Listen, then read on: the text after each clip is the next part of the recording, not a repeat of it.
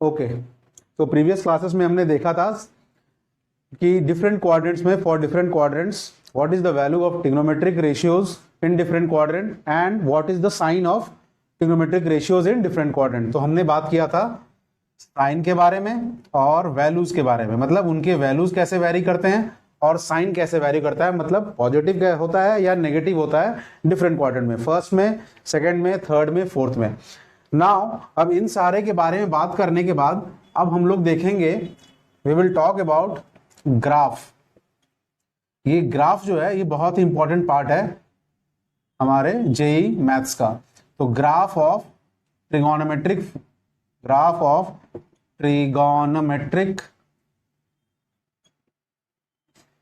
Ratios, मतलब हम लोग बात करेंगे graph of sine theta, where theta is any angle, किसी भी क्वाड्रेंट में हो सकता है वो एंगल है, ये कोई भी एंगल हो सकता है, sine of some angle, cos theta, sine theta, cos theta, tan theta. फिर हम लोग बात करेंगे इनके रेसिप्रोकल की, कॉसेक थीटा, सेक थीटा और कॉट थीटा। तो इन सारे एंगल जो है, इन सारे एंगल्स का ग्राफ क्या होता है, कैसे ग्राफ बनता है, इनके बारे में हम लोग थोड़ा देखेंगे। तो सबसे पहले हम लोग बात करेंगे साइन थीटा के ग्राफ के बारे में। तो we will first talk about graph of sine theta.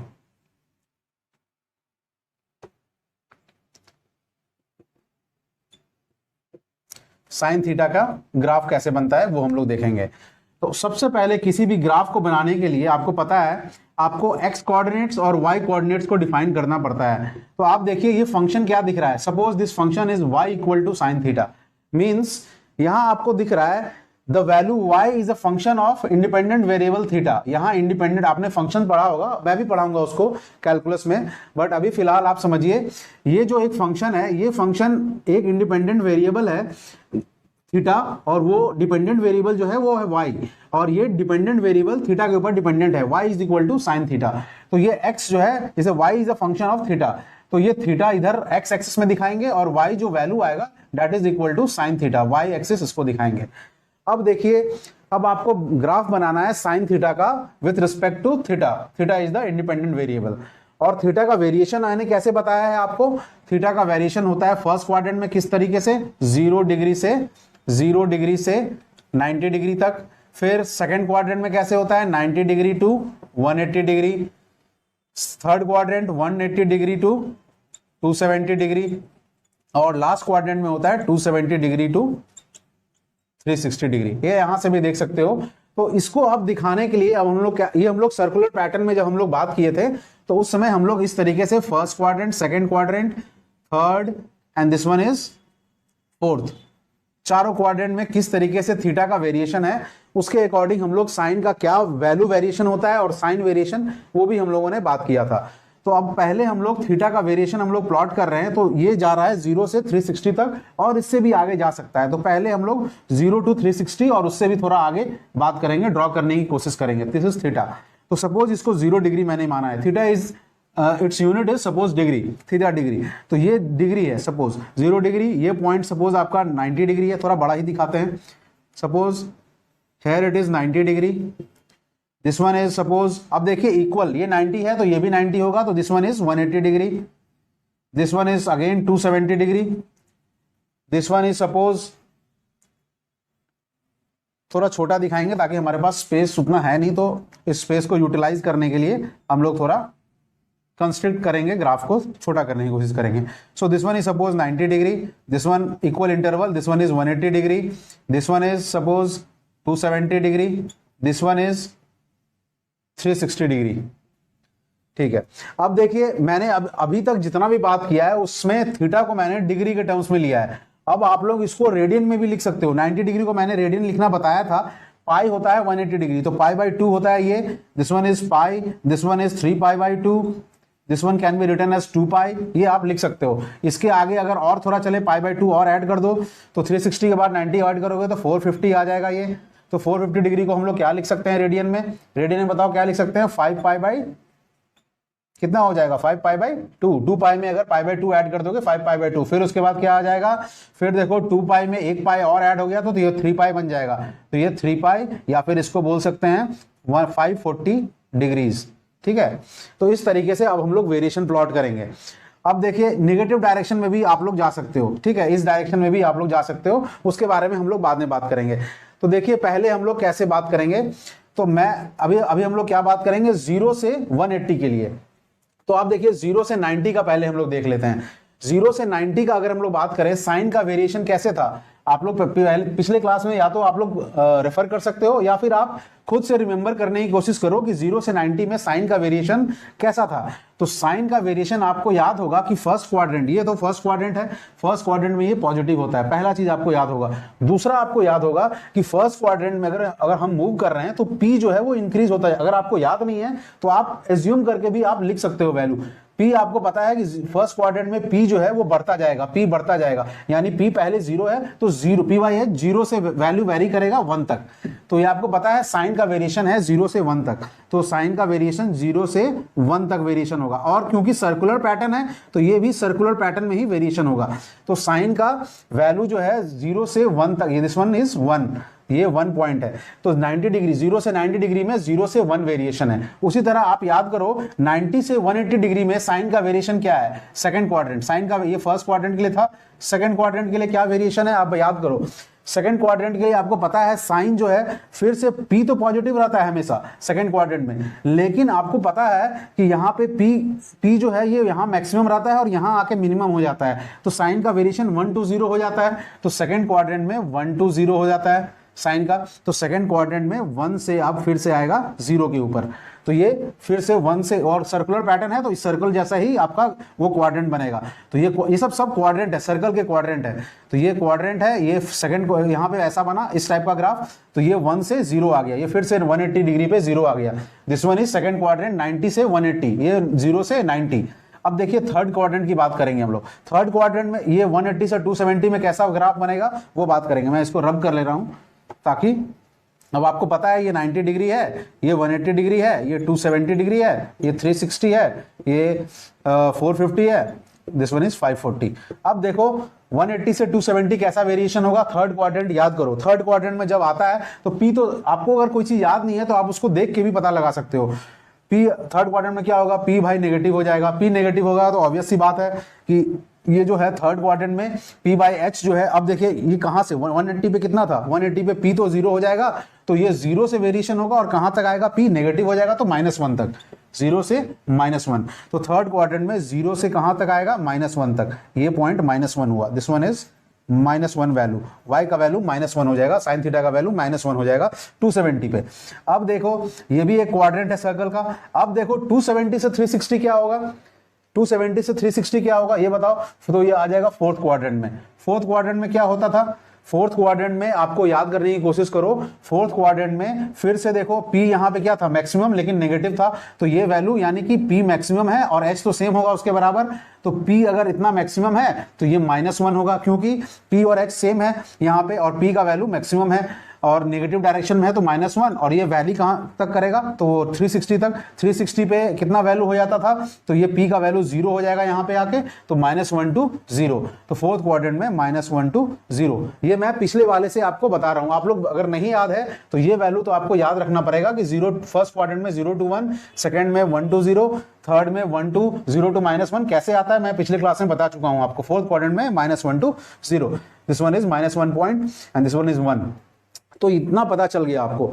अब देखो एक बार अगर फिर से एक राउंड मैंने घूम लिया है पूरे सर्कल का, that means I have came to 360 degree point. अब यहां आने के बाद फिर से मैं फर्स्ट क्वाड्रेंट में पहुंच जाऊंगा, तो फिर से क्या रिपीट हो जाएगा, ये सेम वैल्यूज रिपीट होंगे। आप जब देखोगे उसको करके तो आपको सेम वैल्यू साइन का मिलता जाएगा, साइन का वैल्यू सेम मिलता जाएगा, साइन और साइन भी सेम मिलता जाएगा। साइन मींस ये वाला साइन, पॉजिटिव या नेगेटिव। तो यानी कि ये फिर से ग्राफ ऐसे रिपीट होगा, this graph will repeat itself. तो ये हो जाएगा साइन का ग्राफ। ये आपको याद रखना है कि साइन का ग्राफ इस टाइप का बनता है। अब देखिए ये मैंने पॉजिटिव डायरेक्शन में बात किया है। अगर मैं आपसे पूछूं कि नेगेटिव डायरेक्शन में कितना होगा, मतलब अगर -90 की बात करूं, -180 की बात करूं, -270 की बात करूं, फिर से मैं पूरा ग्राफ कंप्लीट करने की कोशिश कर रहा हूं, साइन का ग्राफ पूरा कंप्लीट करने की कोशिश कर रहा हूं कि साइन का ग्राफ पूरा कंप्लीट कैसा होगा। 270 की बात करूं, ये माइनस है सब, -270 -360, देखिए -90, -180, -270, -360, 90 का डिफरेंस है, 90 का, फिर से वही -450 आप जहां तक जा सको।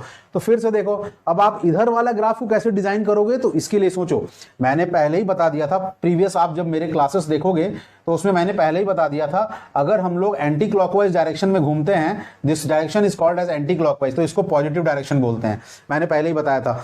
और अगर मैं क्लॉकवाइज डायरेक्शन में घूमने लगूं तो उसे मैं एंगल का नेगेटिव डायरेक्शन बोलता हूं, यानी कि अगर मैं ऐसे घूमने लगा तो इसे मैं नेगेटिव डायरेक्शन बोलूंगा एंगल का। तो यानी कि अगर मैं -90 चाहता हूं तो मुझे ऐसे घूमना पड़ेगा, -90 यानी 0 से -90 इधर होगा, तो 0 से -90 अगर मैं इधर घूम रहा हूं तो किस क्वाड्रेंट में हूं मैं, फोर्थ क्वाड्रेंट में हूं।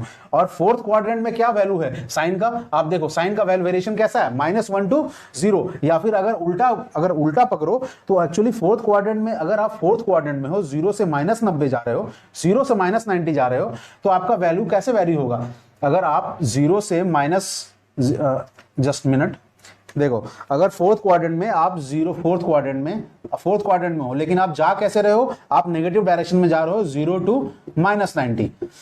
तो 0 डिग्री पे देखो, आप फिर से अगर आप यहां एक लाइन ड्रॉ कर दो तो यहां पे है परपेंडिकुलर का फिर से वैल्यू 0 हो जाएगा, तो यहां तो 0 होगा, P/H जो है वो 0 होगा, क्योंकि परपेंडिकुलर यहां पे जाके 0 हो जाता है। लेकिन यहां जब आएगा तो परपेंडिकुलर बढ़ता जाएगा और ये नेगेटिव हो जाएगा परपेंडिकुलर, तो -90 पे फिर से ये -1 हो जाएगा, तो यानी कि 0 से -1 वेरिएशन होगा। आप इस तरीके से सोचना पड़ेगा आपको, तो यानी ये 0 से -1 आ जाएगा, यहां आ जाएगा कहीं, दिस वन इज -1 पॉइंट, वही सेम पॉइंट -1, सेम डिस्टेंस रहेगा ना y एक्सिस पे।